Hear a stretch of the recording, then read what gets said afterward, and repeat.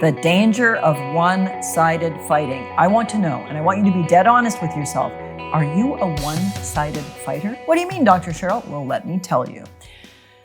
When we're arguing with our partner, very often, we don't do it deliberately, but we do it. We are on a one-sided campaign to make you see what I see, to make you agree with me, and to make you see, maybe as a bonus, that you were dumb and wrong. I'm not being unkind and I'm not trying to be a jerk, but I am keeping it very real.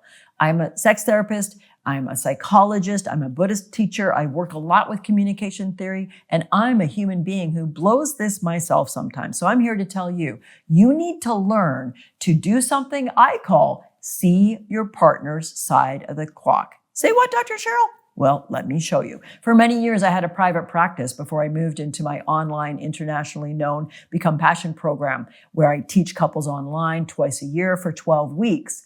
But before that, I spent a lot of years on the couch. A lot of butt hours on the couch helping couples just like you in my private practice office. And I developed this way of explaining one of the most key things you can learn to avoid the fatal mistake of one-sided fighting. Without more ado, here we go. Here is the clock. This is called the other side of the clock technique, patented Dr. Cheryl material. All right, so imagine you're with me in my therapy office with your sweetheart. You're sitting in front of me. And I say, I'm going to do a little experiment to teach you how to communicate better. And you're like, great, we need that. So I turn to partner A and I say, hello, partner A. I want you to look at this object. And I want you in a moment to describe it to me using any word you like except the word clock. Go ahead. And he says, okay, I see a shiny metallic kind of object. It looks like it has 6 or 8 sides. It seems to have these Roman numerals around it and some sticky out bits, and it's about the size of your palm. I say, excellent, A+, great communication. I now turn to your partner over here on my couch, and I say, partner 2, what do you see? Explain what you see using any word except clock, although they probably wouldn't use the word clock because from this angle, they don't look like a clock. And they say, okay, it's a black object. It seems to have a sticky out bit or a kickstand. There's a couple of dials, and it looks like it has 6 or 8 sides. And it's, about 4 or 5 centimeters high and about slightly less wide. I say, great, you're a genius. You're a brilliant communicator. And then I say, drum roll, wait for it, please.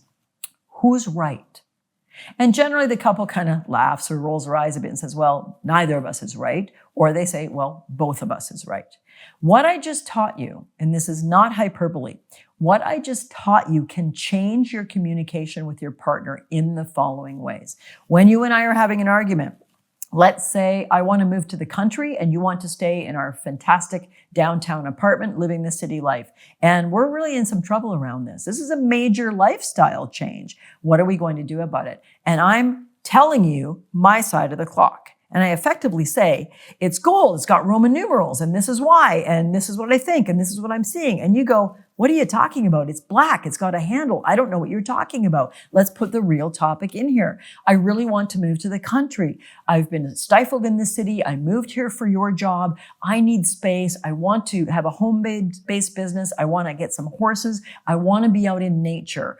And you're just not hearing me. You're like, that's wrong. No, I don't want a gold clock. So you say, well, that's stupid. We can't possibly do that. My business is here. I make more money. If we give up this apartment, we'll never get a lease on another place. Come on, you're just having a mood. And so on. Does that sound familiar? It's gold, it's gold. No, it's not, it's black. What's wrong with you? Why aren't you listening to me? I can't believe that you're not able to see what is so obvious and so on. All this is, people, is you're looking at the same thing from a different perspective.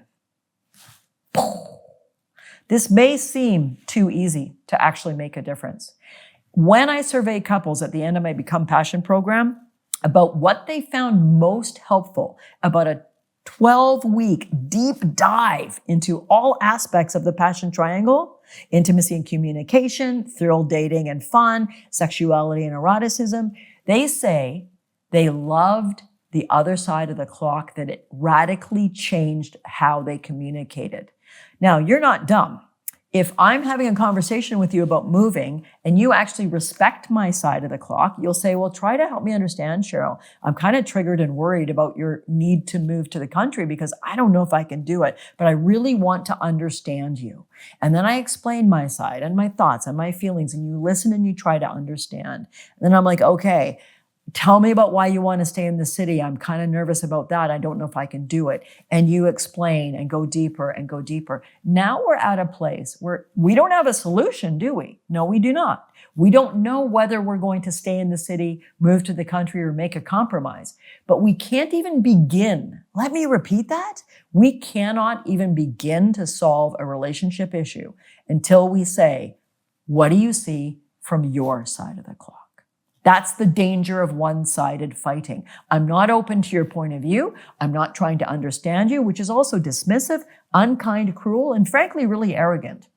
When you find yourself one-sided fighting, and I said when you do, because I do, when you find yourself one-sided fighting, you'll feel a little agitated, maybe worse, maybe flooded, and you feel like I have to get them to agree with me. Does that sound familiar?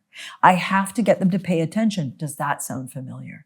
Step back, take some breaths and say, babe, what do you see from your side of the clock?